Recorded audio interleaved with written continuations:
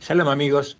Bueno, estamos otra vez con Pirkul Talmud, con las explicaciones de nuestro maestro aquí, Enrique Fleischmann.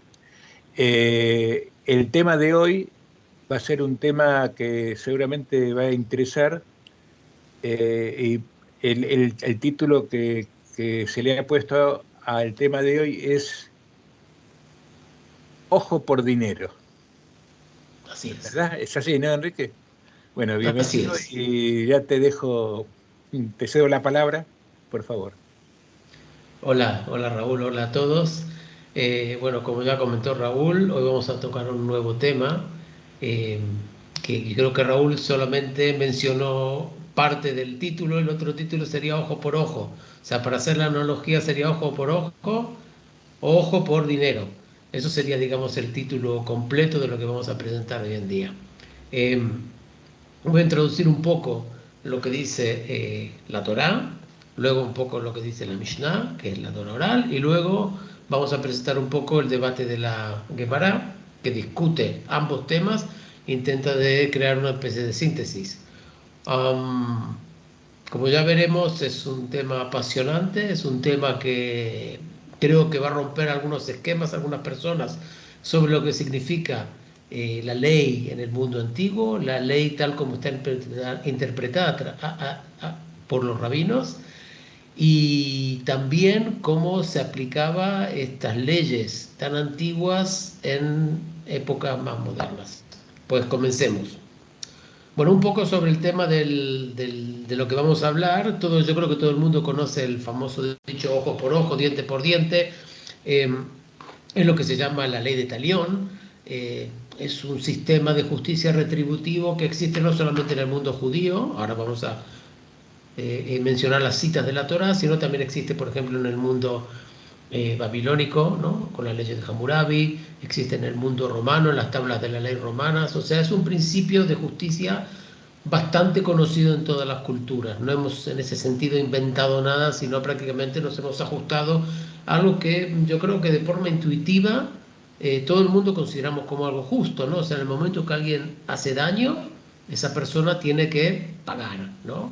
Eh, yo creo que lo que sí hay que recalcar antes de comenzar con el detalle es que a pesar de que suena muy cruel y muy vengativo en el fondo, lo que establece el principio de ojo por ojo y diente por diente y el resto de daños que se pueden generar entre personas es que se trata primero de un tratamiento que emana de un principio muy importante en el judaísmo, que es el denominado medida contra medidas, midá que neged midá. ¿Qué es medida contra medida? Significa que tiene que haber proporcionalidad, en el sentido que cuando una persona comete un delito o cuando causa un daño, tiene que ser castigado o tiene que compensar de forma que corresponda al daño que ha hecho. Por lo tanto, cuando hablamos, por ejemplo, de castigos ejemplares o de castigos colectivos que se aplican sea a nivel particular o sea a nivel político, la Torah no lo aceptaría. Eso yo creo que es muy importante recalcar para situarnos en ese aspecto. Otro aspecto importante es el tema que solamente la persona que ha cometido el daño o que ha cometido el delito es la persona que paga por el delito. O sea, el ojo es el ojo de la persona que ha cometido el delito, ¿no? No es que yo cometo un delito o le saco el ojo a alguien, le sacan el ojo a mi madre. No es el tema, es la misma persona la que tiene que pagar por sus propios pecados. Y eh, el último tema que yo mencionaría antes de comenzar con el detalle es el tema que estamos hablando de un sistema que no es un sistema arbitrario, o sea, no es un sistema en el cual para una persona que comete cierto delito se le aplica cierta ley y a otra persona otra ley. La Torah en este caso es muy clara. La Torah dice que para todo el mundo tiene que ser la misma ley. Y la misma ley se aplica, sea para el rico, sea para el pobre, también en el sentido de los ojos y también en el sentido de los distintos daños que puede llegar a causar. Eso es un poco a título de introducción y ahora empezamos con los detalles. Bueno, el primer paso que vamos a hacer es un poco leer dos citas de la Torá, como para situarnos dentro del debate, y luego pasaremos a continuación a lo que sería la Torá oral. Las citas serán muy cortas, ¿ok? ¿Qué pasó algo? ¿Qué estás...? No, está todo bien. Vale, las citas. Éxodo, capítulo 21, versículos 23-25. Es una traducción simple, ¿no? Más si hubiere muerte, entonces pagará vida por vida, ojo por ojo, diente por diente, mano por mano, pie por pie, quemadura por quemadura, herida por herida, golpe por golpe. Esta es una cita. Segunda cita. Levítico 24, versículo 27. El que hiera mortalmente a cualquier otro hombre morirá. Ojo, el que hiera. Hiera en el sentido de matar. No es herida por muerte. 18. El que hiera a muerte a un animal indemnizará por él, vida por vida. Si alguno causa una lesión a su prójimo, como él hizo así, a él se le hará también. Fractura por fractura, ojo por ojo, diente por diente, se le hará la misma lesión que le haya causado a otro. El que mate a un animal indemnizará por él, mas el que mate a un hombre morirá. Pues aquí, literalmente, lo que vemos es, si alguien lo ve así, tal como lo lee, dice, mira, tú has causado un daño a una persona, el daño, por ejemplo, es quitarle un ojo, ¿no? Te tienen que quitar un ojo, es una lectura muy simple y, hasta como he dicho, intuitiva. Vamos a ver ahora qué hace con eso una Mishnah y luego, sí. No, ahora sí, solamente un detalle sobre lo que hablaste recién, que la diferencia con algún otro código, por ejemplo con el de Hammurabi, era que en la Torá, en la tradición judía, está el principio de igualdad ante Dios o de igualdad ante la ley. Sí. En el código de Hammurabi depende quién hería a quién, si un noble o un esclavo, el castigo era distinto, no era ojo por ojo. Aquí es ojo por ojo en cualquier caso. Exacto. Nada más Vale. ese detalle. Vale, estupendo, perfecto. No lo había mencionado con tanta claridad como para no desviarnos demasiado de la línea principal, porque si no, nos podemos quedar acá horas. Sí. Ojo, que no lo paso mal, pero creo que la gente se cansa.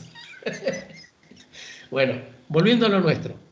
La Mishnah. La Mishnah directamente lo que hace es, como pasa olímpicamente de lo que está escrito en la Torá, en dos sentidos. Primero, en el contexto. La Mishnah comienza a hablar del tema en el tratado de Nezikim. Nezikim es un tratado que prácticamente trata de daños que son daños que no pertenecen al ámbito, digamos, de los daños corporales, sino daños, lo que sería un poco el código civil en nuestra legislación, ¿ok? O sea, ya de antemano ya no vemos que lo ponen en Nezikim, Baba Kama.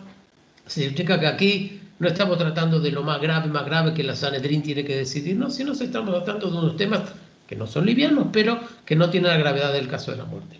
Entonces, la Mishnah lo que hace en el tratado de Baba Kama, en la hoja 83, para quien esté interesado después de leer con más detalle, habla directamente de qué es lo que se hace en caso que una persona cause una herida al otro. No entra en cuestiones, digamos, generalizadas, ¿no? De ojo por ojo, ni lo menciona, ni habla de la Torah, directamente va al grano. Y voy a leerlo porque creo que es muy interesante ver cómo la Mishnah directamente toma otro rumbo. Okay. La Mishnah. El que hiere a otro es responsable, o sea, es responsabilidad entre dos personas de pagar una indemnización por esa lesión. Ahora, lo que hace la Mishnah, a partir de este momento,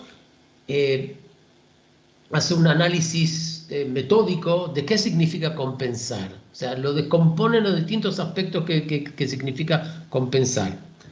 Y habla de 5 tipos de indemnización que se debe pagar. El primero por los daños, el segundo por el dolor, el tercero los gastos médicos, el cuarto la pérdida de medios de vida, o sea, el dinero en el sentido de lo que la persona deja de trabajar por el hecho de estar lesionado, y el quinto la humillación. ¿Okay? Es lo que hace la Mishnah directamente. Chicos, hablamos de plata y esa plata hay que descomponerlo en varios tramos. ¿Okay? Ahora voy a explicar un poco cada tramo de qué se trata y luego entraremos en el debate de la Gemara. Bueno, entonces el primero, habíamos hablado de daño, ¿no? Entonces, ¿cómo se evalúa el pago por daños?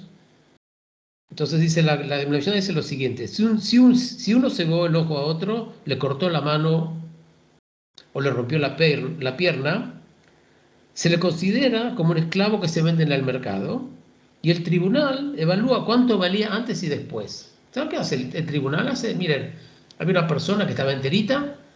Si nosotros cogeríamos a esa persona, la ponemos en el mercado a la venta como un esclavo, hay un debate si se trata de un esclavo judío o no, porque como sabemos el esclavo judío a los 7 años puede ser liberado, entonces su valor no es exactamente el valor de por vida, pero no entremos en ese debate. Lo importante es el hecho de que la Gemara dice, comparemos la situación de una persona que está enterita con la persona que le falta una mano o un ojo.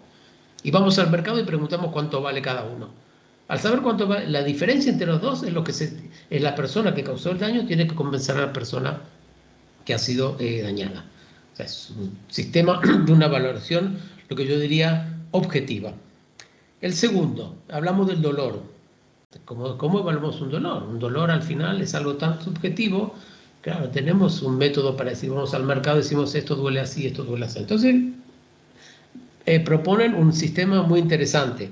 Dicen lo siguiente, dicen, vamos a preguntarles a la gente cuánto dinero estarían dispuestos a recibir para ser lesionados de cierta manera. O sea, voy a la persona y le digo, mira, yo ahora te voy a colocar un clavo ardiente sobre tu mano.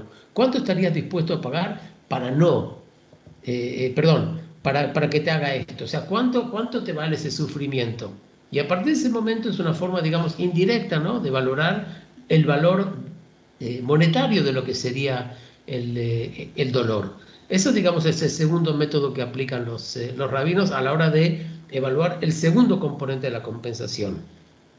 El tercero, los gastos médicos. Gastos médicos creo que es bastante trivial, ¿no? Gastos médicos significa que la persona que causó el daño tiene la responsabilidad de pagar todo lo que conlleva desde el punto de vista de tratamientos médicos hasta el momento que la persona está de todo sana. Hasta la Mishnah dice que qué pasa en caso que la persona, por ejemplo, se lesiona, luego parece que está bien y luego otra vez surgen otros síntomas relacionados con la lesión inicial. Entonces la Mishnah dice, no, hasta que no estemos seguros del 100% que la persona está bien, la persona que ha causado el daño sigue siendo responsable por los gastos médicos. ¿Okay? El cuarto punto sería lo que nosotros hoy llamaríamos el lucro cesante. Dice la Mishnah lo siguiente, la Mishnah dice, a ver, si la persona está lesionada, por ejemplo, no sé, tiene que estar en reposo porque se tiene que recuperar de la lesión o por lo que sea, hasta el momento que se puede llegar a volver a trabajar, tiene derecho a una compensación, lo que decía el lucro cesante. ¿Cómo se calcula ese lucro cesante? Se calcula según el nivel de trabajo que esa persona podría llegar a tener en caso que vuelva al mercado laboral. En otras palabras, si estamos hablando, por ejemplo, para un ejemplo extremo, ¿no?, del presidente de una gran compañía, ¿no?, que gana millones de euros, ¿no?, y de repente la persona, pierde la vista, ¿no?, por un daño. Entonces, hasta que se recupere, se le tiene que pagar el sueldo. Dice la Mishnah, el sueldo no es el sueldo millonario que aquella persona percibe por el hecho de ser presidente, porque eso ya lo tomamos en cuenta cuando, en el primer daño, no sé si se acuerdan, en el primer daño ya habíamos considerado la pérdida de valor de la persona por la lesión que ha sufrido de por vida. Entonces aquí lo que dice, nosotros vamos a considerar un trabajo de lo más simple, un trabajo que hasta una persona sin un pie o manco pueda realizar. Ellos hablan de lo que es el guardián de un campo de pepinos. Eso, digamos, sería en la antigüedad, sería un trabajo que cualquiera lo puede hacer, ¿no? No estoy hablando de trabajos modernos porque no quiero tampoco ofender a nadie, pero hay trabajos que probablemente quizás cualquier persona, hasta personas discapacitadas, son capaces de hacer. Y la Mishnah dice, ese es el nivel que tenemos que establecer a la hora de compensar por el lucro cesante. Y el último componente es el componente de la vergüenza. La vergüenza significa una valoración subjetiva de lo que puede llegar a ser las consecuencias de una lesión. Y aquí la Mishnah no entra mucho a este nivel, no entra en un debate, sino eso depende mucho de la persona que ha causado la lesión y la persona que ha sido lesionada.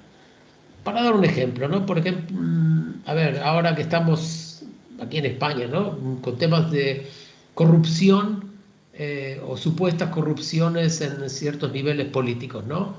Entonces, la sospecha solamente de haber participado en un acto de corrupción para una persona, digamos, de cierto nivel político, cierto nivel económico, la vergüenza que puede llegar a pasar es mucho más grave de que tú y yo, por ejemplo, a ver, nos acusan de corrupción. Bueno, a ver, alguien puede hablar, algún vecino puede hablar o puede haber chumerío, pero poco nos afecta. Entonces la Mishnah dice, mira, nosotros tenemos que valorar la vergüenza según realmente el nivel de la persona. No es porque una persona sea mejor o peor, sino porque realmente en el mundo en que vivimos el buen nombre puede llegar a afectar de forma distinta, depende a quién. Y por eso la Mishnah en ese sentido dice, mira, la vergüenza es algo muy subjetivo, es algo que depende de, o sea, de las dos personas, de la que causó el daño, de la que fue dañado, y por lo tanto nosotros ahí en este nivel ahora no nos metemos demasiado,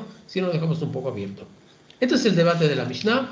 Como ya vemos, la Mishnah directamente ni ojo por ojo, ni diente por diente, ni empieza a debatir cómo se saca un ojo, cómo se corta una mano. No entra en esos debates, directamente lo toma como hipótesis, ¿no?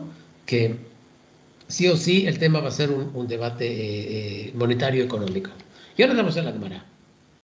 La Gemara, la primera pregunta que hace, dicen, a ver chicos, ¿qué se lían tanto con cálculos económicos y con historia? Si en la Torah está escrito ojo por ojo, diente por diente, ¿por qué tenemos que desarrollar todo un sistema de valoración económica a la hora de una justicia retributiva que la Torah en ese sentido es muy clara? No tiene que haber ningún problema. Pues a partir de ahora la Gemara lo que hace es enseñar una serie de comentarios. Llega a ser 10 comentarios de distintos rabinos, sean rabinos de la Mishnah o sean rabinos de la Gemara, para dar argumentos a favor de que el castigo tiene que ser un castigo monetario y no un castigo corporal.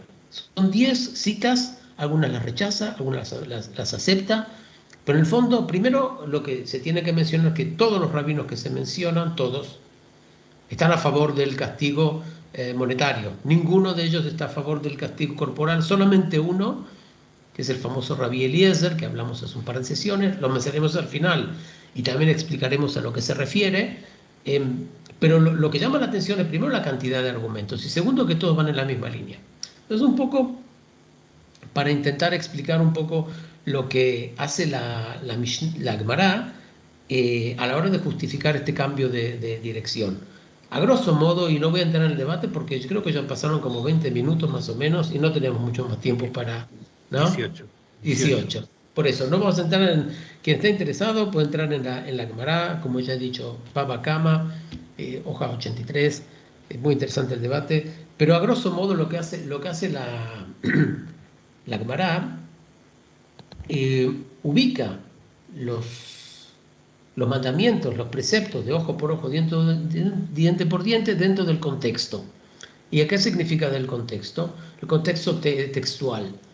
En otras palabras, lo que hace la Gemara es agarrar la frase de ojo por ojo y compararla, por ejemplo, con frases que hay antes o después o frases similares. Por ejemplo, en un caso, y voy a mencionar no solamente uno de los casos, la máxima de ojo por ojo, diente por diente figura junto con un sistema de compensación monetario a la hoja de herir en un animal. Entonces, cuando se hiere un animal, la compensación es por dinero. El sabio de la Gemara dice, mira, si nosotros ahí aceptamos, que en este caso nosotros aceptamos dinero, nuestra analogía sería que también en el caso de un daño corporal a una persona aceptaríamos dinero. Otro caso que la Gemara bastante insiste es el caso en el cual, y no sé si hasta todo el mundo conoce esta situación, en la cual una persona que mata a otra persona tiene el derecho de escaparse de lo que sería la ciudad de refugio, Ir Miklat, ¿no? Como para evitar la venganza o la posible venganza de la familia de la persona que fue o asesinado o matado, ¿no? Hasta que se aclarezca todo el tema. Lo que dice la Torá en este caso de que hay un asesinato o un homicidio, llamémoslo de otra forma, no se acepta ningún tipo de compensación monetaria. O sea, entonces lo que la Gemara dice, mira, si en el caso de asesinato o de muerte nosotros no aceptamos dinero, lo que eso significa es que en todo el resto de los casos sí aceptamos. O sea, lo que dice es, por omisión nosotros aceptamos aceptamos la compensación monetaria. Estos, digamos, son las citas digamos, más importantes a la hora de argumentar. En algunos lugares se acepta, no se acepta, pero yo diría, para resumir un poco el debate, eso es lo que se dice. Yo solamente voy a mencionar un par de argumentos, ¿no?, que se presentan a lo largo de este debate bastante largo de la Gemara, y luego vamos a la conclusión. Por ejemplo, un rabino, Rabbi Shimon Bar Yochai, dice,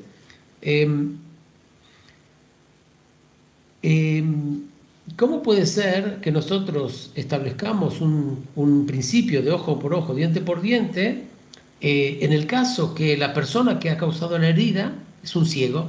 Imagínense un ciego que le quita un ojo, por casualidad, a otra persona que sí tiene ojo. Entonces, ¿qué le vamos a decir? Si le quitamos un ojo no tiene sentido.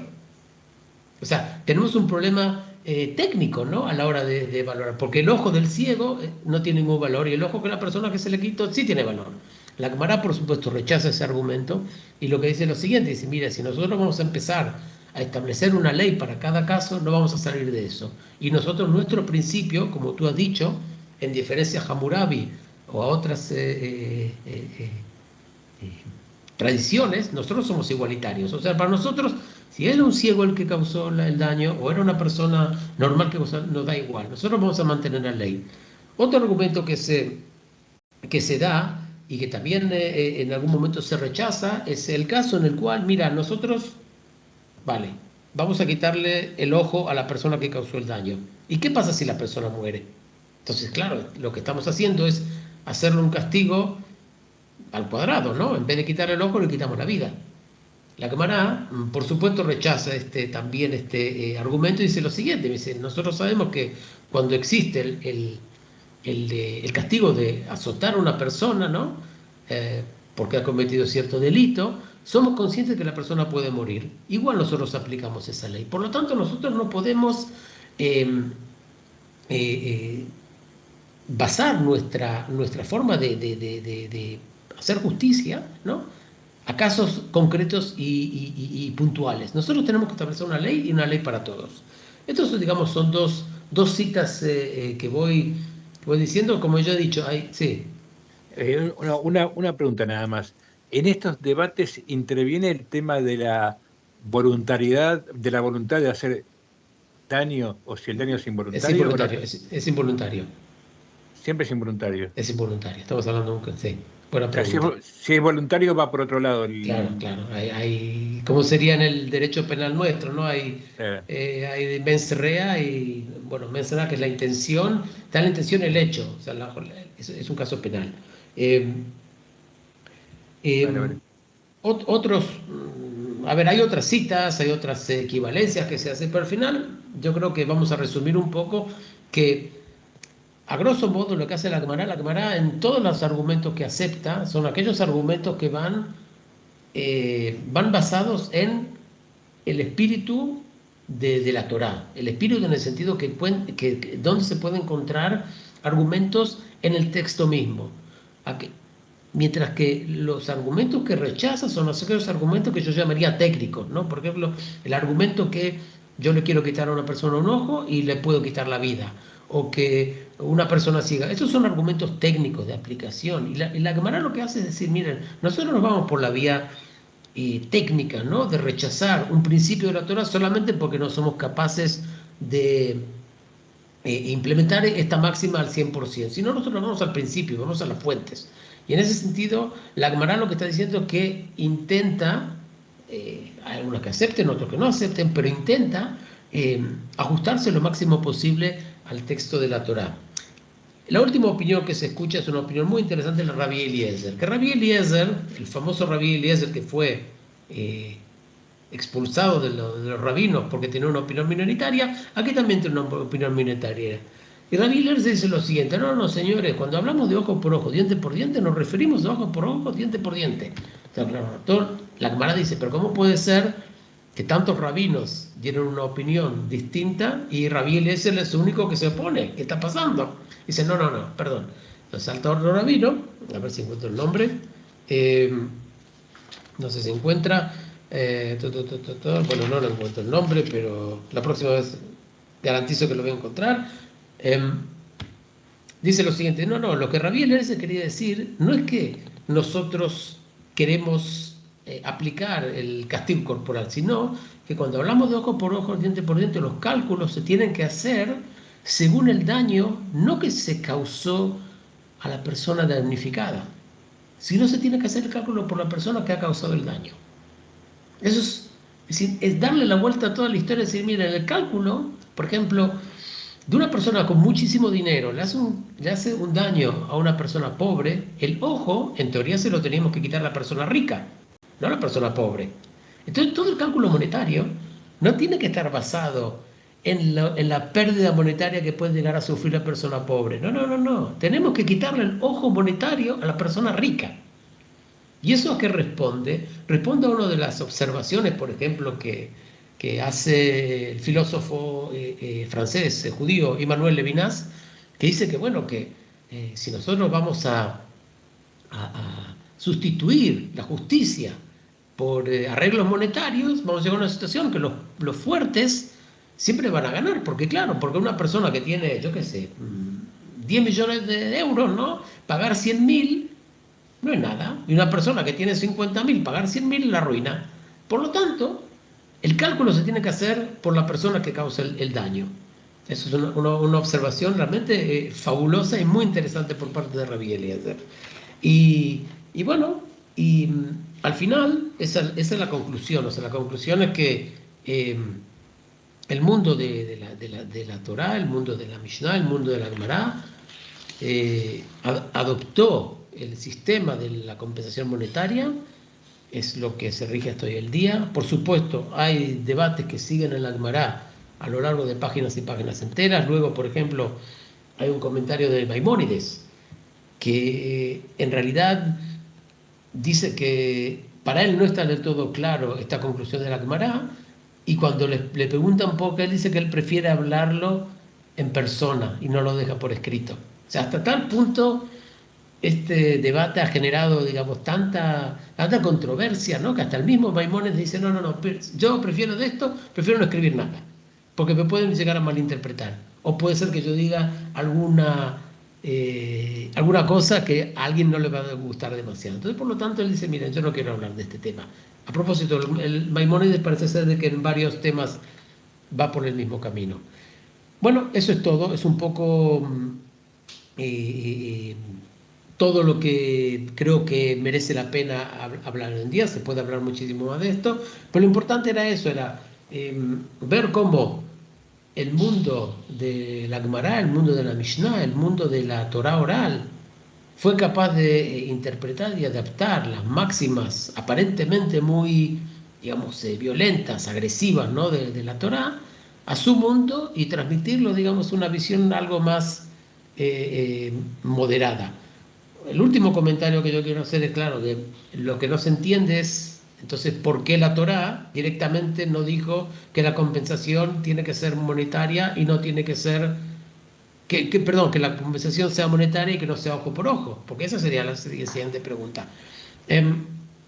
Unas explicaciones que hay, y cito otra vez al filósofo Levinas, él dice que en realidad lo que intenta hacer la tradición judía es mantener la tensión que siempre existe entre lo que sería la justicia absoluta, la justicia tal como debería ser en el cielo, que es lo que está escrito en la Torá, y el mundo real de los seres humanos, que es un poco lo que al final lo que tienen que, digamos, que valorar y con lo que tienen que luchar los rabinos. Es un poco esa tensión que es lo que hace de nuestras tradiciones y también del juego entre la Torá oral y la Torá escrita, algo tan interesante.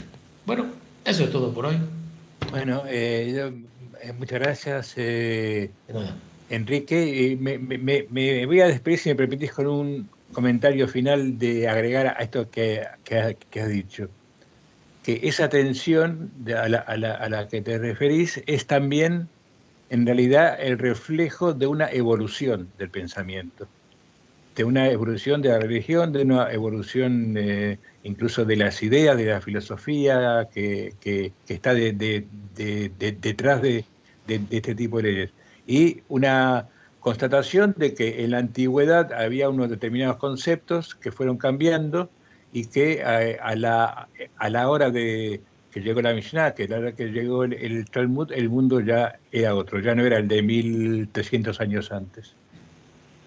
Solo para completar lo que está diciendo, la tensión Sí. puede existir solamente cuando existen dos polos. O sea, si nosotros, el día que lleguemos de ignorar, el día que ignoremos la Torá, ¿no? La tensión ya no va a existir. No, O sea, claro. claro, la tensión puede llegar a existir solamente si nosotros consideramos como relevante los dos textos. Si ignoramos uno, ya no hay tensión, hacemos lo que se nos dé la gana. Totalmente.